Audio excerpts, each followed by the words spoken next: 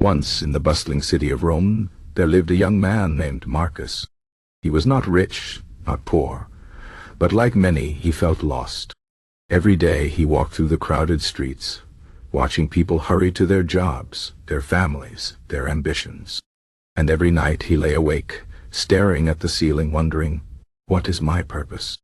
Marcus had heard of the Stoics, Seneca, Epictetus, and the great emperor Marcus Aurelius.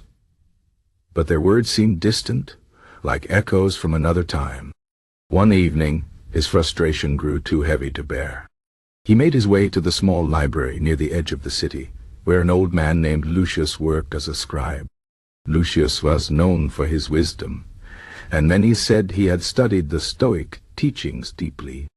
When Marcus entered, Lucius looked up from his scrolls and smiled. "You seem troubled," he said. Marcus sighed. "I don't know what I'm meant to do. Everyone else seems to have a path, but I feel stuck." Lucius set down his quill. "Then let me tell you a story," he said. "Long ago, in Athens, there was a sculptor named Demetrius. He was skilled, but he was never satisfied. He would carve statues of gods and heroes, only to break them apart, muttering, 'This is not my best work.' One day, a Stoic philosopher visited his workshop. 'Why do you destroy your creations?' the philosopher asked. 'Because they are not perfect,' Demetrius replied. The philosopher shook his head. 'A tree does not uproot itself because its branches are not straight. A river does not cease to flow because it bends. Nature does not demand perfection, only action, only purpose in the moment.' Demetrius frowned.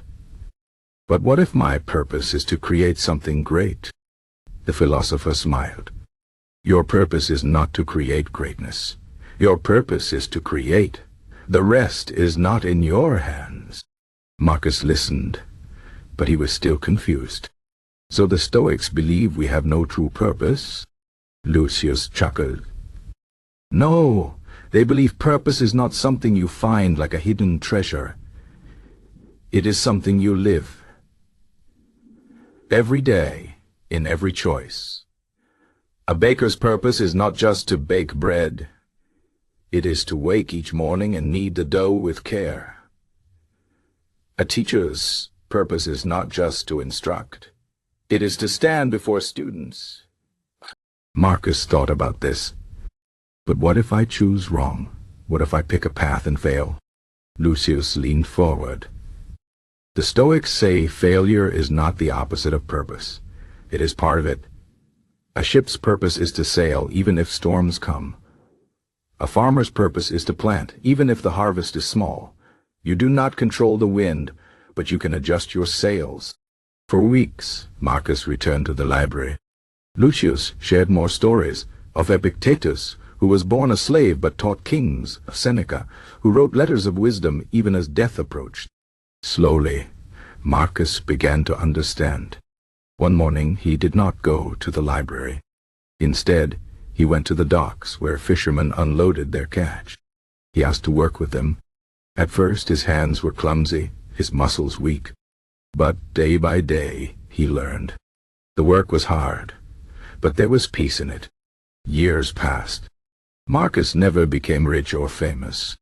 But when young men came to him asking, "How did you find your purpose?" he would tell them the same words Lucius once shared with him. "You do not find purpose. You choose it every day, in every small act. You wake, you work, you serve, you endure.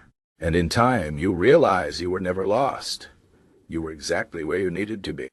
The Stoics knew this truth. Purpose is not a destination. It is the road itself, the steps you take, the burdens you carry with courage. And in the end, that is enough.